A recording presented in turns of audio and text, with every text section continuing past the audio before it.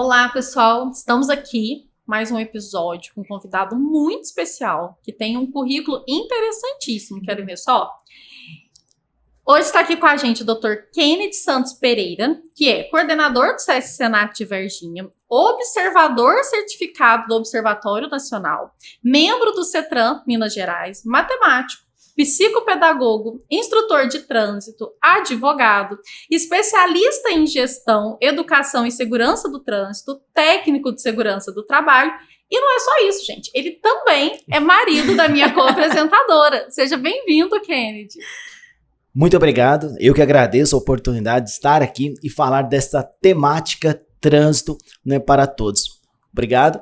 E ser marido da Shirley não pode ser qualquer um, né? Dessa grande mulher. Com certeza. Olá, Kennedy, tudo bem? Seja bem-vindo. E a gente está feliz por tratar desse tema hoje, que é tão relevante, ainda mais agora no mês de maio. E eu já começo logo perguntando para você, quais são os erros mais comuns que os motoristas cometem no trânsito? Eu costumo falar, Shirley, que é fazer o que não aprendeu no centro de formação de autoescola. Esse é o grande problema de todo mundo. A gente aprende simplesmente para passar no exame, para tirar a habilitação. E nós não entendemos que a habilitação, ela é sim um certificado que nós somos perito e que nós vamos fazer tudo aquilo que nós aprendemos no centro de formação nas vias. Seria como se fosse um médico. Ele aprendeu a fazer uma cirurgia e depois chega no momento ele faz errado. Um piloto de avião aprendeu a pilotar e faz de maneira contrária. A grande falha é essa, é não executar. E aí, quais são os maiores incidências? Excesso de velocidade, ultrapassagem em local proibido e o uso do aparelho celular. Nós queremos a todo momento estarmos conectados. Isso é uma grande falha. Essa questão do celular até já... Acho que hoje as montadoras já estão pensando muito nisso. Então, você tem muito veículo hoje que você já conecta o telefone, você consegue fazer ele sem necessariamente precisar tirar a atenção do trânsito. Isso ajuda um pouco, né? Ajuda, e você falou certinho, um pouco. Por quê? Eu não sei a mensagem que chega, eu sei a mensagem que sai. E o Código de Trânsito, né, a Lei 9.503, 23 de setembro de 1997, lá no seu artigo 28, ele fala que o condutor ele tem que ter atenção e os cuidados indispensáveis à segurança no trânsito. Com isso, quando você, mesmo que as suas mãos estejam no volante, mas a sua atenção está na mensagem que chega, isso você pode perder. Se a gente entender que a 80 km por hora, a gente anda 22 metros por segundo, e a estatística para ler uma mensagem ou para poder piscar o olho 1 segundo, você está andando 22 metros. A 22 metros pode surgir um animal na pista, pode surgir um buraco ou uma freada brusca. E aí nós temos o sinistro de trânsito. Eu vou até aproveitar, Nayara, desculpa, para dar um testemunho que eu passei por isso. Eu estava dirigindo, as duas mãos no volante, mas falando, né, com o celular, ouvi algo que me assustou e acabei me acidentando, batendo no motociclista. Então, eu sou a prova viva de que realmente representa um risco muito grande. Mas o comentário que eu ia fazer era isso mesmo, porque às vezes a mensagem que vem é uma mensagem que você não está esperando e é uma mensagem que pode te causar um susto, uma tristeza, um desnorteamento e com isso causar o acidente, porque você perde totalmente a atenção. Totalmente. E o Código de Trânsito, ele ainda fala, lá no seu artigo 310, ele ainda fala uma coisa interessante, que entregar a direção veicular a um condutor que no seu estado não tenha condição, seu estado mental não tenha condição de dirigir, é uma infração e também é um crime. Mas olha para você ver, e você receber essa mensagem, que seja hipoteticamente uma mensagem de um óbito, de alguém da sua família, você vai ficar transtornado naquele momento. Você não vai perder o controle dos pés, o controle da direção, e é sim um causador de sinistro de trânsito. E de que maneira que a educação no trânsito ela pode auxiliar, né, diminuir esse número de acidentes? É fundamental. A educação hoje é um pilar fundamental.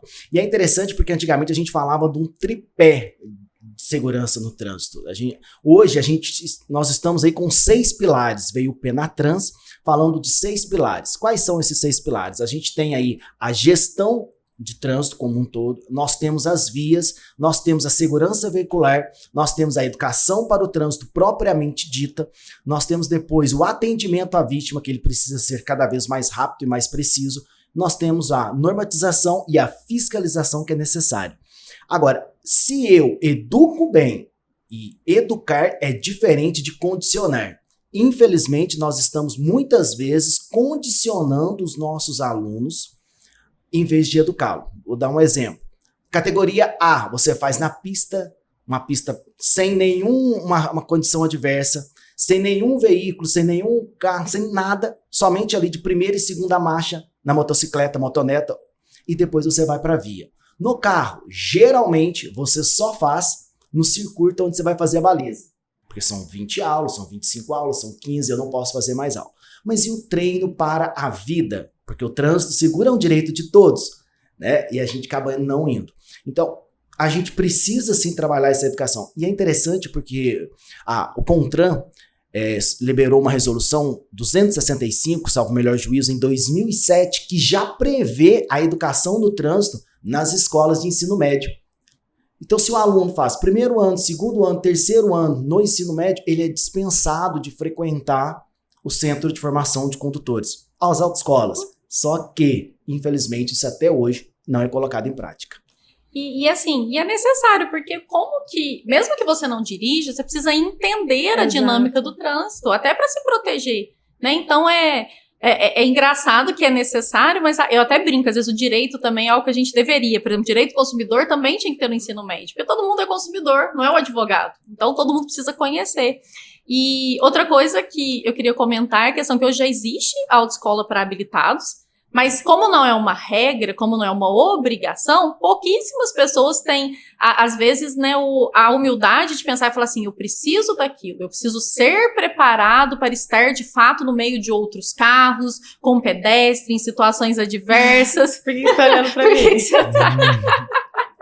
E aí acaba que, por não ser uma obrigação, as pessoas não vão atrás, não correm. Então, talvez criar aí, né, alguma modalidade, às vezes uma penalidade, alguma coisa nesse sentido possa ser necessário. Sim. Olhei porque a Sheila é testemunha.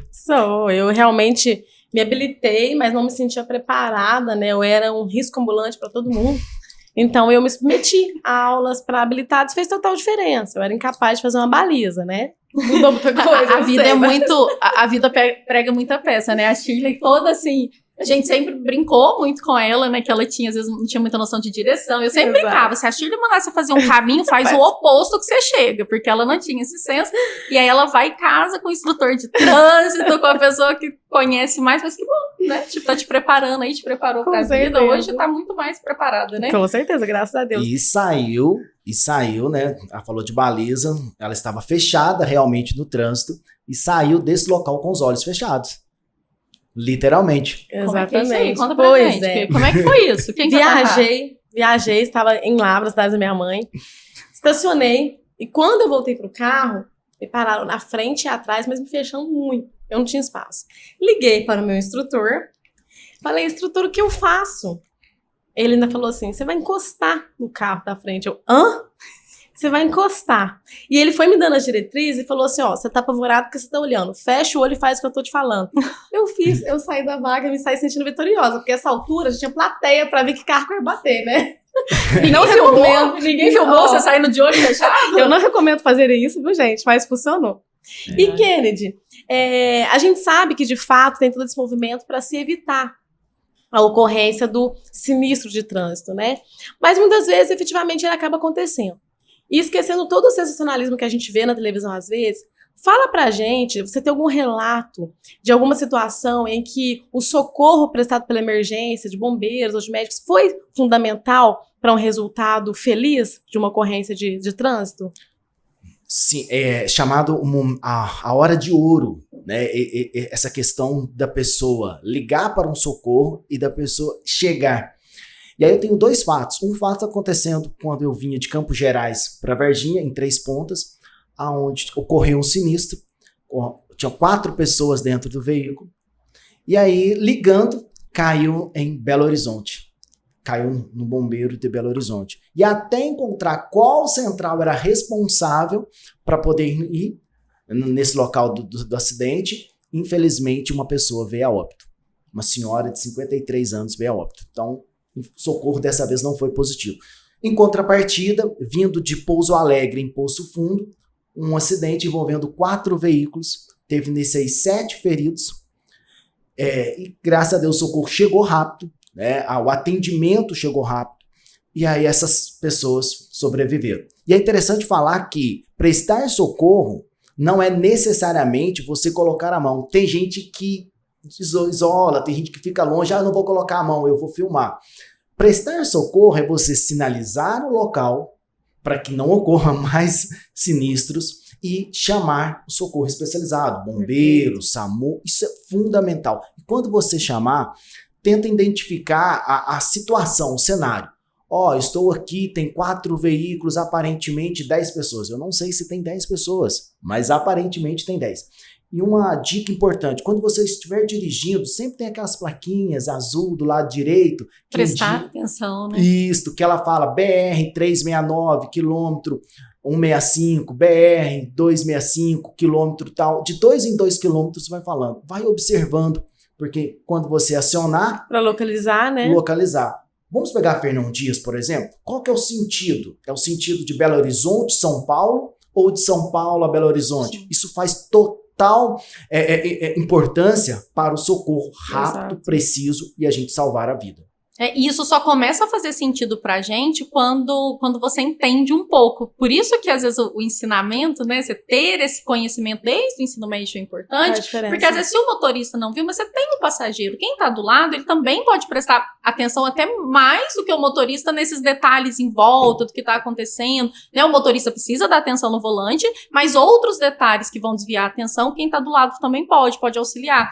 Mas pra ele só vai fazer sentido se ele tiver um pouquinho de noção, né, das questões de trânsito, saber para que lado que eu tô indo, perto da onde que eu tô. Eu digo isso porque quando a minha mãe foi tirar carteira, eu ficava lá junto com ela, estudando, lendo a apostila, entendendo as placas de trânsito para poder, né, tomar nota dela depois, auxiliar na prova, e isso me ajudou muito, porque desde nova, desde meus 12, 13 anos, eu já tinha uma noção dessas questões de placa, o que significa, por que o guarda tá ali, por que ele tá me dando sinal, o que tá acontecendo, né? E para mim, assim, eu sempre achei muito importante, independente de eu estar dirigindo ou não. E é fundamental, né? Educar as crianças, né? Educar as crianças é fundamental. E assim, e o código é muito legal porque ele prevê a educação das crianças, só prevê. É executar, infelizmente, a gente não tem na realidade. Tem só momentos como Maio Amarelo, Semana Nacional de Trânsito. Mas não, a vida não é somente 2 momentos. Não são 2 momentos de vida.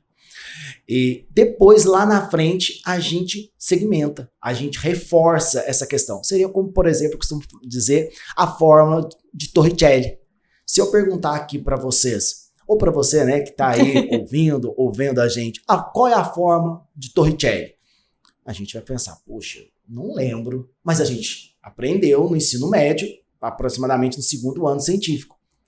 Mas por quê? Porque a gente não exercitou.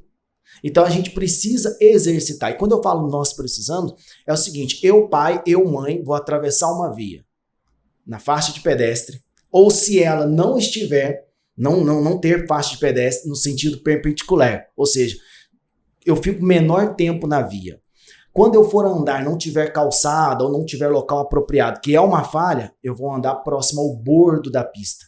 E em fila indiana, não é um do lado do outro. O código prevê que é um atrás do outro. Ou seja, com esses pequenos atos de educação, de informação que é passado no centro de formação de condutores, na autoescola, mas nem todo mundo está na autoescola, que você falou. Então vai aprender com quem? Com meu pai, com minha mãe, com meu tio, com meu responsável legal, vendo. E isso a gente aprende muito. E é interessante a gente comentar o Daniel, que é nosso filho de 4 anos, que a gente sempre conscientizou muito essa questão do trânsito. Então, quando a gente chega no colégio, se não for na faixa, ele pergunta, por que não vai na faixa? Então, a gente sempre tem que ir atravessar na faixa, porque ele já tem essa consciência, né? E o semáforo? Pai, semáforo verde, siga. Entendeu? Ele já aprendeu, já aprendeu. Sabe. E é interessante. E o amarelo? O amarelo, o pessoal acha que é somente atenção ou vai que dá. Acelera. O amarelo é acelera que dá. Vai que dá. E ao contrário, né? Pra te alertar, pra você começar a parar. E pare. Olha para você ver a questão de comportamento. Esse que é o grande problema. E o trânsito é fantástico, o trânsito é democrático, o trânsito é para todo mundo. Todo mundo ali no trânsito, você está igual. O semáforo é para você, para mim.